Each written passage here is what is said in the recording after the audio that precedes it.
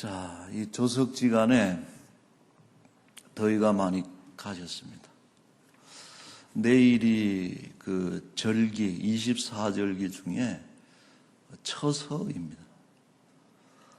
근데 이 처서라는 그 한자가 참 재미있어요. 서자는 더울 서자가 맞아요. 더위를 뜻하는 서자인데, 이 처라고 하는 단어는 머무른다는 뜻이에요. 그러니까 더위가 머문다 이런 뜻인데, 그 해석이 더위가 진행이 안 되고 이제 머문다는 뜻이에요. 그러니까 더위가 더 이상 앞으로 가지 않고 멈춘다 하는 의미에서 이제는 더위가 그쳤다 이렇게 해석을 합니다. 이 처서와 관련해서 재미있는 속담이 여러 가지가 있는데, 한 가지를 소개하자면은 처서가 지나면 모기가 입이 삐뚤어진다. 참 모기한테는, 그분한테는 죄송한데 우리는 참 반가운 소리죠. 그만큼 그 날씨가 차워졌다, 이제 시원해졌다는 그런 의미를 담고 있습니다. 자, 그리고 이 처서는 곡식이 여무는 시기라 그래요. 여름에 비가 막 내리고 뜨거운 햇볕을 맞으면서 쑥쑥 자라났는데, 이제는 자라나는 것을 멈추고 여무는 시기가 바로 이 시기이기 때문에, 이때 날씨가, 기후가 어떠냐에 따라서 한 해 농사의 풍흉이 결정이 된다 그래요. 풍작이 될지 흉년이 될지 이 시기에 결정이 된다라고. 그래서 어제도 뭐 비가 많이 왔습니다만은, 비가 많이 오는 것은 좀 좋지 않다 이렇게 볼 수 있습니다. 또 이 시기는 우리에게도 참 중요한 시점이라고 생각을 합니다.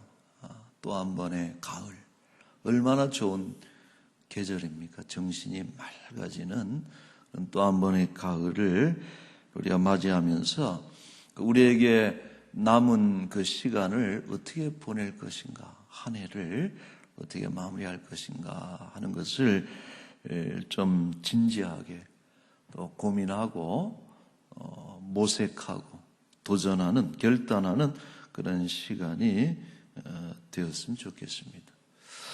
자, 학교에서는 우선순위에 대한 메시지를 가지고 있다라고 소개를 했습니다. 급한 일보다 중요한 일을 먼저 하는 것, 이것이 그 우선순위의 원칙이라고 할 수 있습니다. 소위 성공한 사람들의 공통점 중에 하나가 뭐냐면은 이 우선순위를 철저하게 지키려고 했다 하는 것이죠.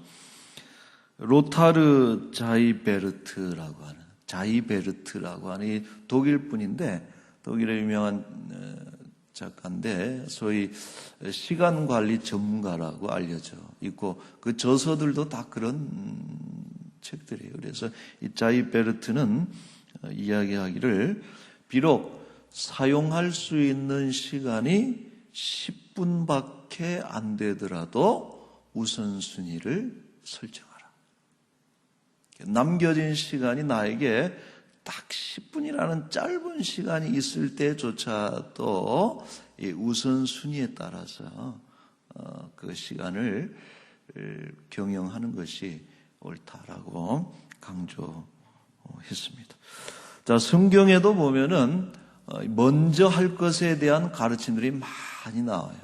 선후를 가려서 이거는 먼저 해라, 이건 뒤에 해도 된다라고 하는 이런 가르침들이 주로 많이 등장하는데, 예를 한 가지 들자면은 마태복음 5장 23절 24절에 보시면은 예물을 제단에 드리려다가 거기서 내 형제에게 원망 들을 만한 일이 있는 것이 생각나거든 예물을 제단 앞에 두고 먼저 가서 형제와 화목하고 후에 와서 예물을 드려라. 먼저 화목하고 후에 예배해라. 고향 땅에 살 것인가 하면서 참 그리워했던 그런 고국 땅을 부푼 꿈을 가지고 돌아왔는데 이 귀한 자들의 삶이 변변치가 않고 여의치가 않아요. 뭔가 꽉 풀리지 않는, 막혀 있는 듯이. 농사를 짓고 씨를 뿌리고 아무리 열심히 수고를 해도 수확이 제대로 나오질 않아요. 그리고 돈을 아무리 벌어도 어딘가에서 새는 것처럼 쌓이질 않고 돈을 벌어도 늘 부족해. 여러분 사실 이런 경우는 우리들도 가끔 경험할 때가 있습니다. 열심히 했는데도 결과가 나오질 않고 또 버는 것 같은데 보면은 통장에 늘 잔고가 없이 어디로 새어나가는 듯한 이런 정말 꽉 막힌 이런 경우를 우리가 경험할 때가 있는데, 자, 이런 것이 이 귀한 자들의 삶이 이렇게 된 것이 이유가 뭐냐? 학계가 이제 지적을 하는 것이 뭐냐면은 이 우선순위의 이유라는 거예요.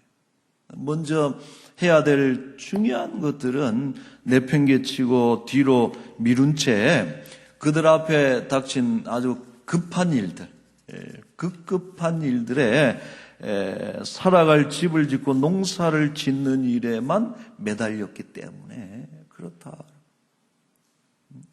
집 지으면 좋은 집 나와야죠.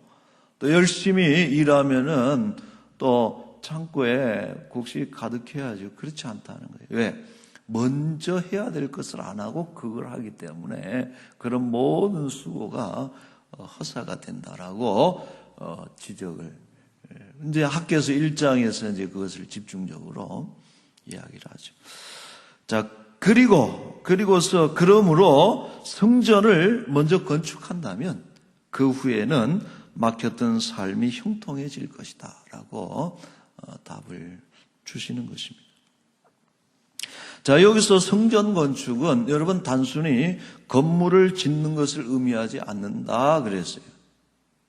하나님께서 성전 건축해라, 건물 지어놓고 끝 이것이 아니고 여기서 성전 건축이라고 하는 것은 뭘 의미하는 거 아니 하나님을 어떤 마음의 중심, 삶의 중심, 생각의 중심. 우리가 기도할 때도 여러 가지 기도들을 하지만은 하나님을 기도의 첫 자리에 놓고서 이런 그 하나님을 가장 첫 자리 중심에 놓는 이것이야말로 진정한 의미의 성전 건축.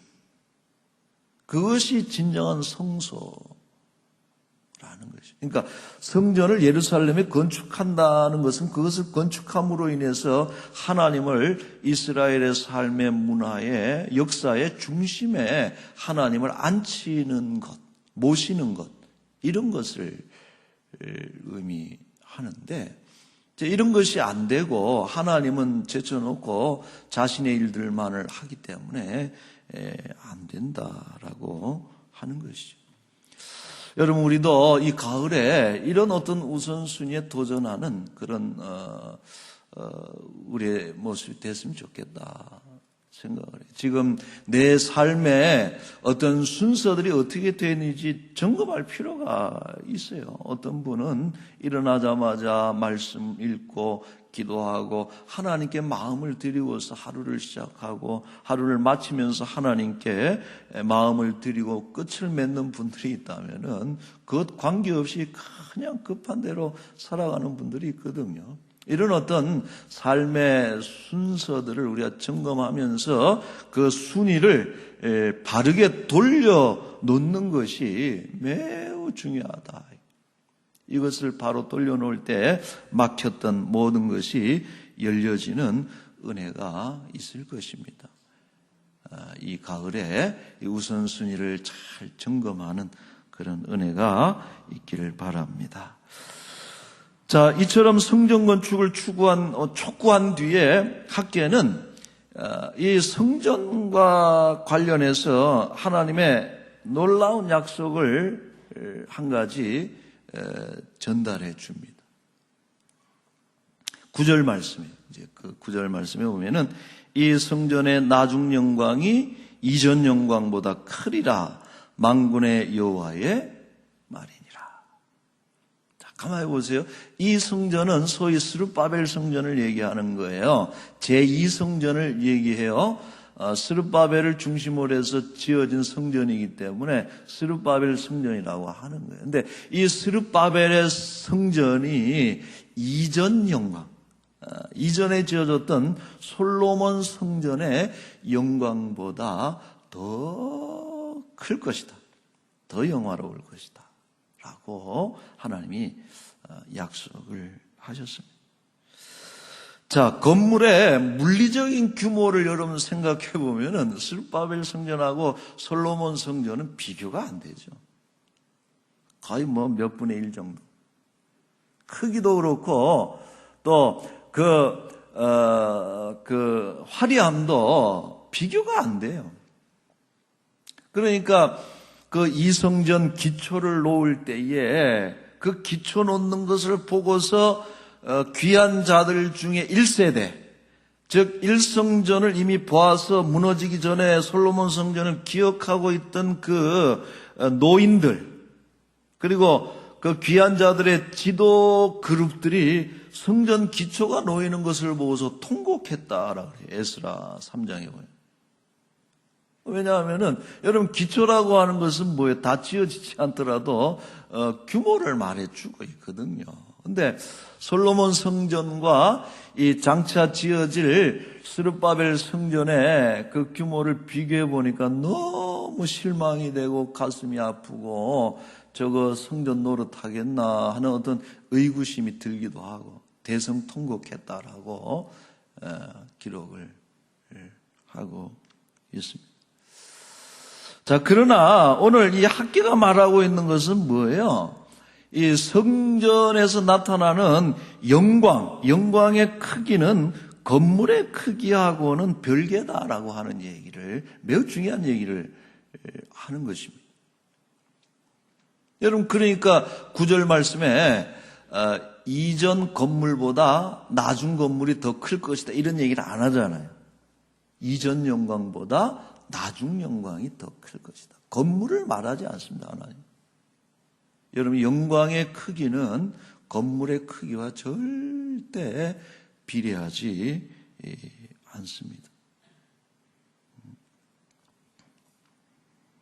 교회가 한때 커다랗고 화려한 건물을 건축하는 것이 하나님의 영광을 드러내는 것이라고 생각했던 때가 있었어요. 우리 중세 유럽 기독교가 그렇습니다.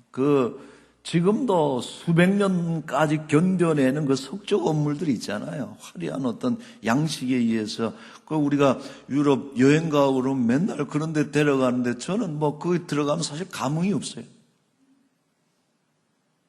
그 건물 짓느라고 수십 년씩 100년 가까이 걸려서 지은 건물도 있고, 이제 그것이 어떤 하나님께 영광을 올려드린다라고 생각을 했는데 그건 잘못된 것이죠.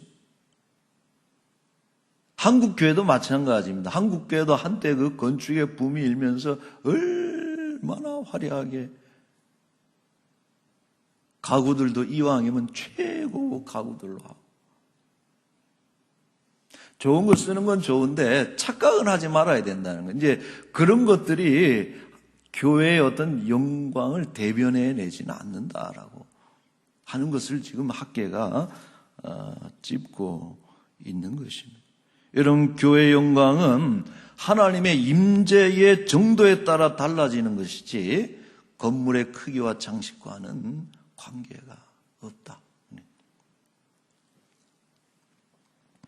예를 들어서 우리가 규모나 화려함으로 따지자면 광야의 성막은 얼마나 보잘것없어요. 그때는 진리라고 지었지만은 나중에 이 스룹바벨 성전과 비교해도 광야 성막이라고 하는 것은 너무 규모가 또 그 화려함이 보잘것없죠.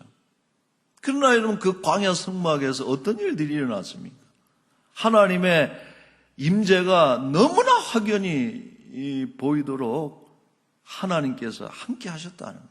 구름 기둥, 불 기둥, 아침에 밤에 뭡니까? 만나 메추라기 내려 주시면서 언약궤가 앞서갈 때 홍해가 갈라지고 하나님의 임재가 너무나 선명하게 보여졌다. 이 광야 성막의 영광이 솔로몬 성전의 영광보다 컸으면 컸지 절대 뒤처진다라고 말할 수가 없는 것이죠. 여러분, 집도 마찬가지예요. 제가 언젠가 초대를 받아가지고 그 서울 강북에 있는 호화주택가에 있는 정말 좋은 주택에 한번 가본 적이 있어요. 부자죠. 보니까 대문에서 현관까지 이 거리도 아주 길고, 뭐 지나가는데 그 관상수들, 이쁜 나무들, 그냥 다 비싼 나무들, 대리석이며 크리스탈이며 그 화려한 가구들이며 얼마나 위압적인지 몰라요. 참 좋긴 한데, 그러나 제가 그때 이제 마음이 참 답답했던 것이 뭐냐면은 이 가정에 영적인 어둠이 너무 짙은 거예요. 여러분, 빛이 나는 게 아니고 너무 강한 어둠을 저는 경험을 했어요. 보니까 부적도 보이지, 불상도 보이지, 우상들로 어디서 향을 피우는지 향 냄새는 나. 그 너무 좀 불편했던 그런 기억이 떠오릅니다. 그러나 우리 성도들 가정은 어때요? 자그마한 평소에 큰 집 가정도 계시지만은 작든 크든 간에 혹은 그런 가구들이지만은 그것은 믿음의 가정이고, 그죠? 예배하는 가정이고, 서로 사랑하는 화목한 이런 가정이고, 이런 믿음의 가정이 만들어가는 그 집에서는 은총의 빛이 흘러나온다. 하나님이 여기 계시고, 또 마음이 평안해지고, 서로 같이 있음으로 인해서 그 어떤 밝은 빛이 서로 이렇게 비춰지면서 행복한, 이게 여러분 성도의 가정이고 예수님을 가정의 주인으로 모시는 복된 가정의 그의 영광, 이런 것이죠. 여러분, 이처럼 공간의 영광은 하나님의 임재 정도에 따라 달라지는 것이지 건물 자체에 있는 것은 결코 아니다 하는 것을 깨닫게 합니다. 자, 비록 초라한 건물이 예측되는 기초가 놓여졌지만은 하나님은 약속을 하셨어요. 그것을 하나님의 영광으로 채우시겠다라는 너무나 귀한 약속을 주십니다. 7절 말씀에 보시면은 내가 이 성전에 영광이 충만하게 하리라. 만군의 여호와의 말이니라. 9절 말씀에 내가 이곳에 평강을 주리라. 만군의 여호와의 말이니라. 여러분, 마치 인이 찍히는 것처럼 한마디 하실 때마다 만군의 여호와의 말이니라. 이곳에 나의 영광으로 가득 차게 할 것이다. 이곳에 나의 평강으로 가득 채워줄 것이다. 여러분, 이러한 약속과 하나님의 어떤 이름을 걸고서 선포되어진 그런 복이 있는 그 성전이 솔로몬 성전보다 못할 게 뭐가 있어요? 여러분, 오늘 바라기는 오늘 우리가 있는 이 공간들, 우리의 집이 그렇고요, 우리의 교회가 그렇고, 이 라몬 교회가 그렇고, 이 공간들이 하나님의 임재와 영광과 하나님의 평강으로 가득 채워지는 은혜가 있기를 축원합니다.